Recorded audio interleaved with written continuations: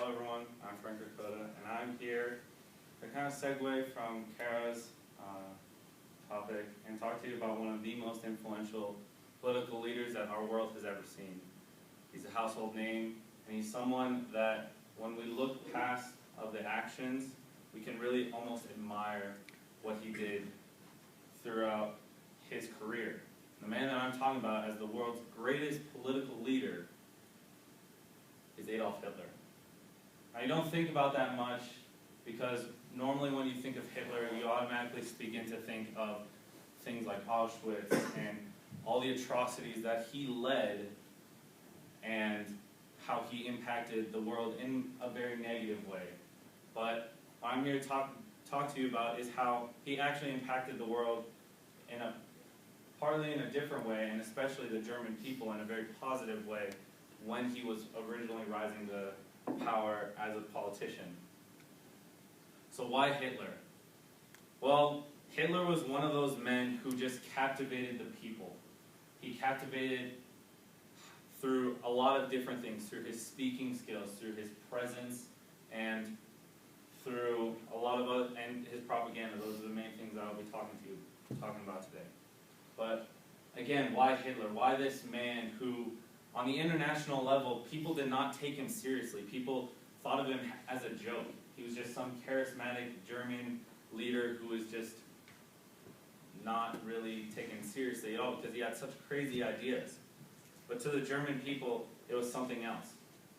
Well, you have to look at his setting. Well, it was post-World War I. He was in World War I. He served and he saw what happened. And he saw that his national pride get plundered and stepped on by the world post-World War I. He was in Germany during the recession, and he used that with his party, which began as the German Workers' Party, eventually known as the Nazi Party, to help capitalize on the pride of the German people that was so squandered for the longest time. So Hitler the speaker. In a lot of his speeches, they rarely lasted more than 2 hours. They generally increased in volume, and he tried to use that to spark the pride of the German people.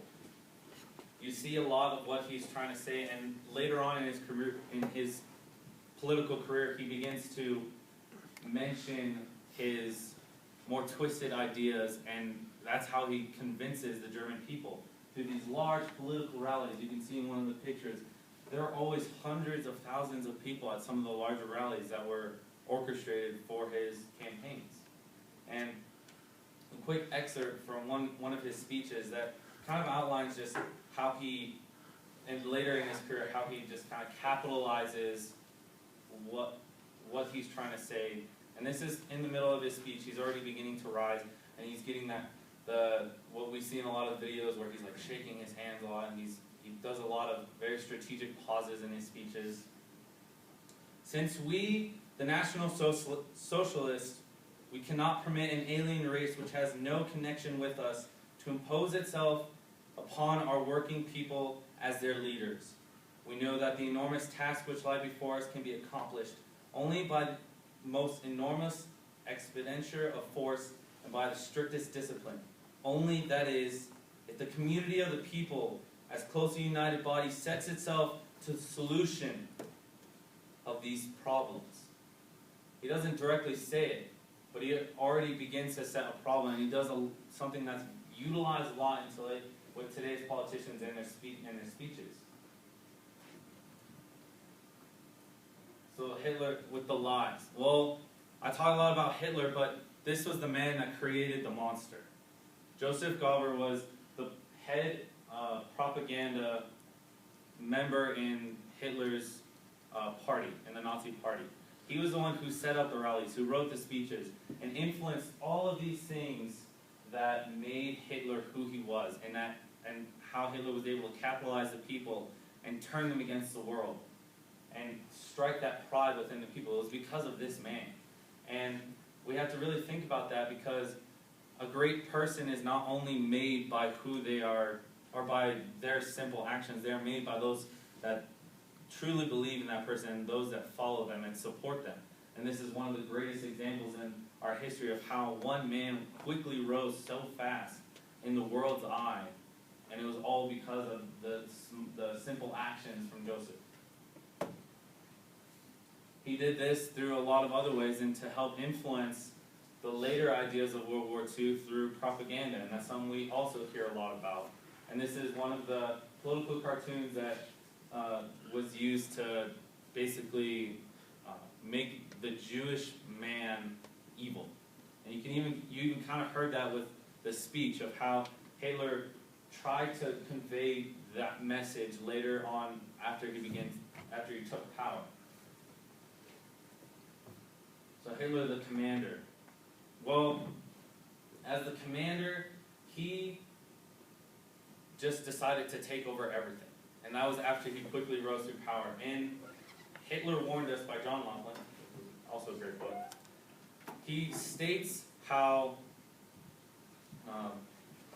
with his military career, Hitler would influence these people individually by a lot of different things. One, by the way he looked at them, and how he acted with them.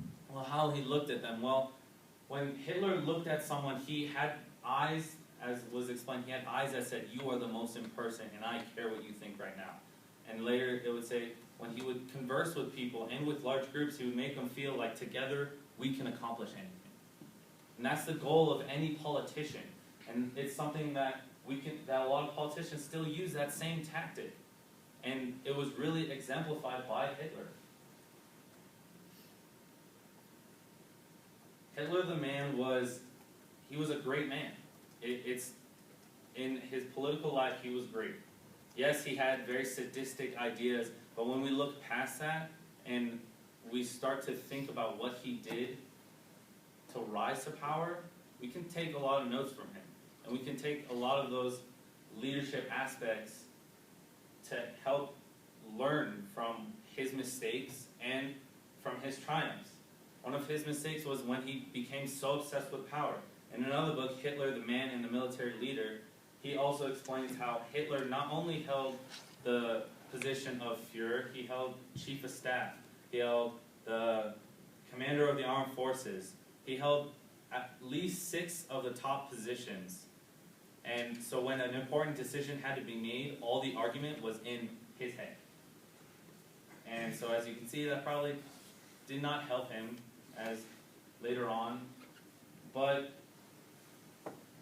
we have to realize from those mistakes of craving that ultimate leadership, but we also have to learn from how quickly he rose. And that is why he was one of the most influential men, because he is a household name. Here we can think about people like Abraham Lincoln, JFK, Ronald Reagan, some great speakers, and Martin Luther King, some of the greatest speakers in American society. But when we talk about Hitler, there's a reason why he's well known throughout the world, not just because of his actions, but because of his leadership. That's it. Thank you.